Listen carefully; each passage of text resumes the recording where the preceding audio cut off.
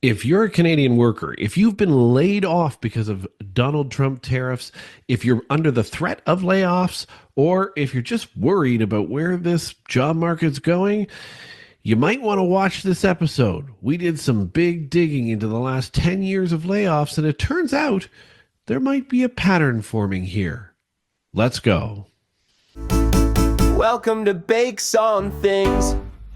Welcome back to Bakes on Things. And if you're facing layoffs, we're with you all the way. If you've already been laid off, we're especially with you because we did some digging. We want to know what the hell's going on as well. Because after digging deep into the last 10 years of layoffs, bailouts, and billion-dollar profits, I can actually confidently say to you, we've been played. Played by some of the biggest corporations in this country, and worse, enabled by your federal liberal government. Color me shocked. See, since 2015, we've seen a pattern that should make every working Canadian's blood boil. Here's how the game works. See, companies during times of crises cry poor. They slash thousands of jobs, line up for federal bailouts, and then surprise, just a year or two later, they're posting record profits and executive bonuses like nothing had ever happened. And all this with your money, your taxes. And we don't have to throw the ball far to land on one of the very first examples, and perhaps one of the biggest. Begin this hour with breaking news about massive layoffs at Air Canada. The company has released a statement announcing it is cutting at least half of its workforce. Susanna De Silva is following the story. Susanna, what are you hearing? Yeah, it is a staggering number that is coming from Air Canada right now. I'll read you a little bit of a statement that we've received that's gone out to employees. In it, they say because of what the reductions, they've obviously had to do airlines across the world, they've reduced their flights by 95%, and they say they have therefore taken the extremely difficult decision today to significantly downsize our operation to align with forecasts, which regrettably means reducing our workforce by 50 to 60%. We are doing this in order to conserve cash, right-size our business for the level of traffic we anticipate in the mid to longer term, and to position ourselves to rebuild once business returns. Let's take Air Canada, for example. In 2020, they laid off 20,000 people. That was more than half of their workforce at the time. Government then eventually stepped in with $5.9 billion in aid. Then, while the workers were out of a job, Air Canada snuck in a $10 million executive bonus. The feds, of course, eventually cried foul, but only after you, the public, backlashed on it. You think that money would have been returned without that pressure for backlash?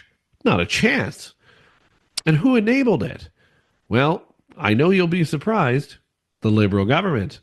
The same people who handed over the cash with no strings attached, no job protection guarantees, no caps on executive pay, and no provisions to pay the $5.9 billion back if profits surged. And guess what? Surge they did. Air Canada made over $2 billion in profit in 2023 alone.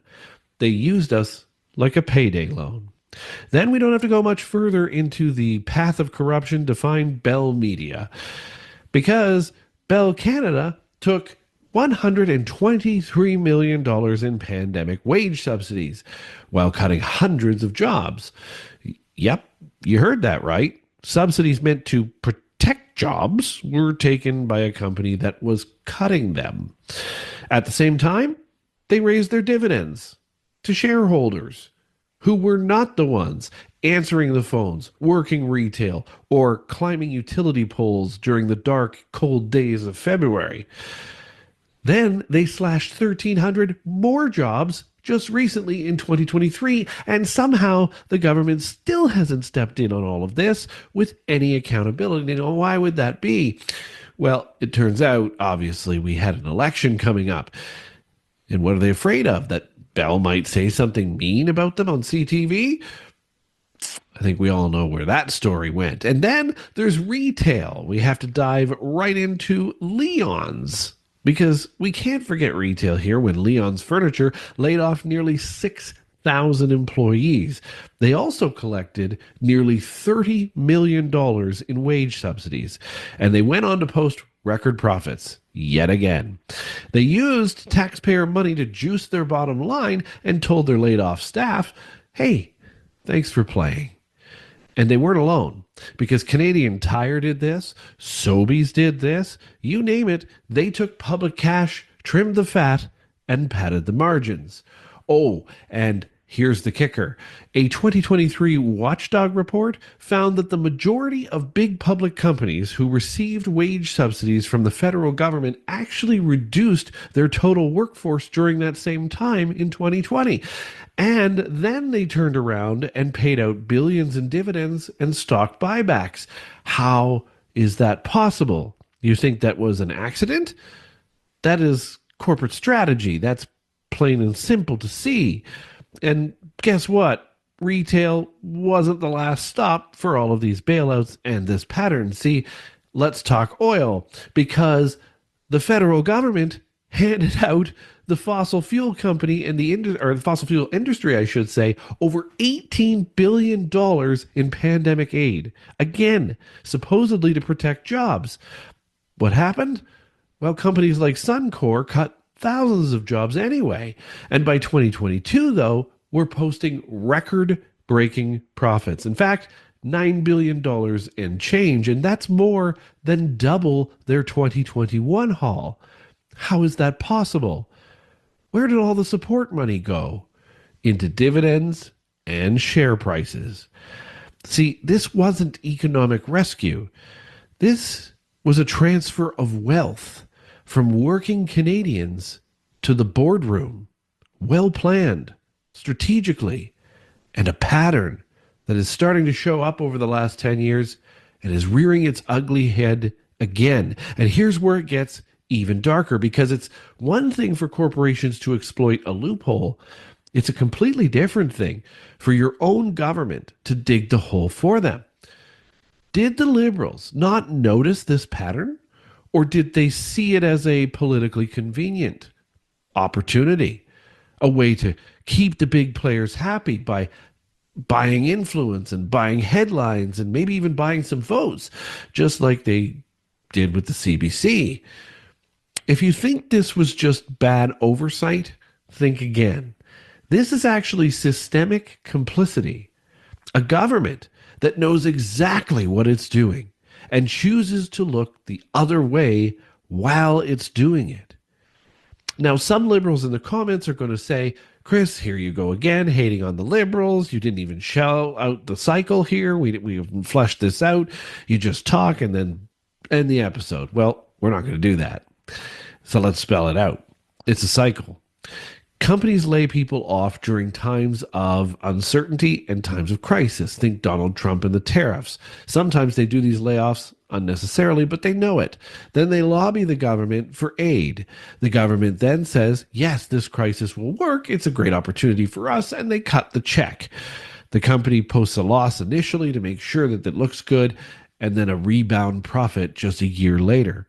Executives cash out, workers don't get rehired, and shareholders are left smiling from ear to ear. And we, the taxpayer, foot the bill every single time. So if this pattern is being repeated, is it being repeated now?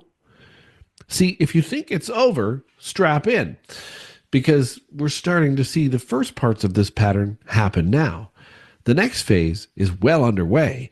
Mark Carney, now Canada's Prime Minister, is already laying the foundation for this scam to repeat itself yet again, because it works. It buys votes and it supports companies and shareholders and big names. Carney called Trump's tariffs the crisis of a lifetime for a reason. But then he didn't tell Canadians during the campaign that behind closed doors, he actually rolled back, or quietly reduced at least, our counter tariffs. No press release, no debate, kept that quiet during the election to keep the threat up. Just a quiet favor to corporations, and may have helped finance their return to power as well. Now Carney is in charge, and he hasn't tabled a 2025 budget. Why? What are they hiding? Is it because they're preparing to funnel billions more in bailouts to the same corporations who laid people off last time, knowing full well they'll profit once again on the backs of Canadian taxpayers a little bit down the road, perhaps again at election time. And let's not forget Brookfield Asset Management, a corporate behemoth with deep roots in Carney's past and fingerprints all over Canadian infrastructure. Where do they stand to benefit if industries crash and burn and then get rescued? Energy? Perhaps. Real estate? You bet. Critical infrastructure? Oh, I would think so. Are we witnessing a new, more polished version of the same corporate government game that's been playing out for the last decade? Almost as a blank check. There were very few restrictions on it. So it just kind of entered the general pool of revenue that these companies were taking in, and huge amounts of that revenue was sent to owners, with very little of that revenue being returned as taxes. The Canada Emergency Wage Subsidy was supposed to help businesses make ends meet during the worst of the pandemic. But new research from Canadians for Tax Fairness finds some of Canada's biggest corporations took the subsidy at the same time that they issued dividends to shareholders, bought back stock, and in some cases, cut their workforce. There was no interruption in the payment of their dividends. We only found one company that interrupted their dividend at all. Share buybacks did decrease, although they were still over $10 billion among all of the companies, and then bounced back almost immediately.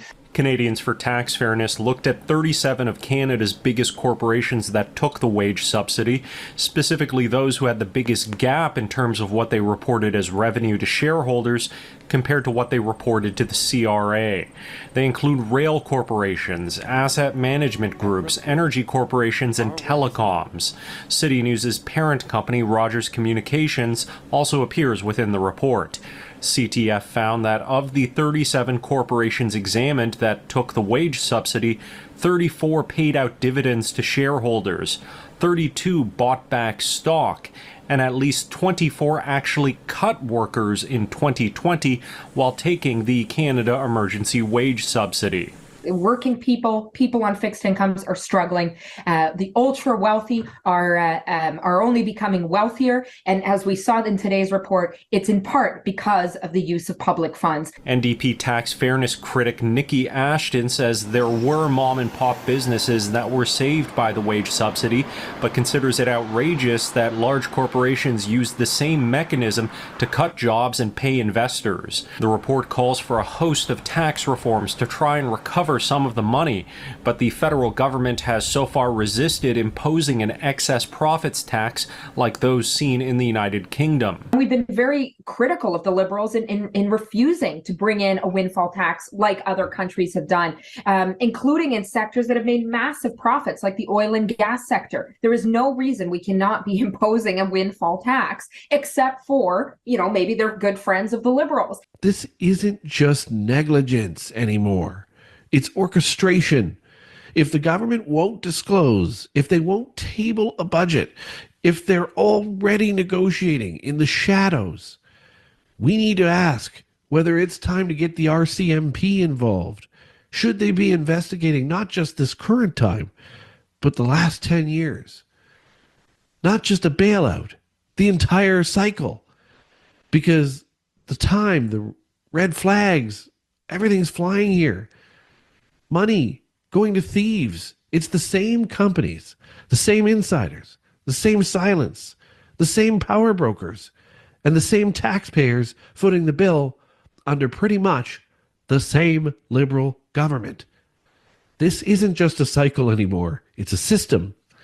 It's built to enrich a few while the rest of us pick up the tab. All right. That was intense, but it's there. And we got to look into it, I know. But we need a What the Maple segment to ease things up a little bit here, because we always want to take a positive spin toward the ends of these episodes. And you know what gives me hope? Small businesses. Not the ones laying everybody off, but the small businesses that do the right thing, like a little grocery startup in Sarnia, Ontario, just brought up by a commenter. During the pandemic, when the big chains were laying people off and jacking up prices, these folks were delivering food to those in need. No handouts, no bailouts, just a heart. And today, they've actually grown into a full community storefront, serving people with dignity and compassion. Congratulations to that business in Sarnia, Ontario, for creating success while helping out. That's what Canadians should be, not backroom deals, but local people taking care of the community, because these are the folks actually worth investing in. All right, let's close this out. Tough episode, big episode, but here we are. If a country can't protect its workers while protecting its companies, what is it protecting? A flag? A brand? A fantasy? Because if our leaders choose bailouts over backbones, over accountability, then what's left of our democracy isn't a government. It's a corporate concierge service. And it's completely unacceptable. These weren't isolated incidents. They were dominoes. And this government kept flicking them, the next one by one, hoping we wouldn't notice the collapse. Well, we noticed, and we're done paying the bill for their cowardice. So listen up. Share this video. Get this message out. This is a pattern, and this is a problem. Tag your MP, demand answers, demand reform. And next time they promise you a recovery, ask them who it's really for and who even started this crisis in the first place. Because we don't just rant, we reveal on this show. And what we just uncovered is a national disgrace. Thanks for watching. Like, subscribe, and comment. I want to hear what you have to say about this. Have you noticed this pattern? And if you have noticed this pattern, where and what corporation were you laid off as part of one of these patterns over the last decade? I hope not, but if you were, we want to hear your story. Thanks so much for watching Bakes on Things. I'm Chris Baker. Until next time, we'll see you tomorrow. Thanks for watching.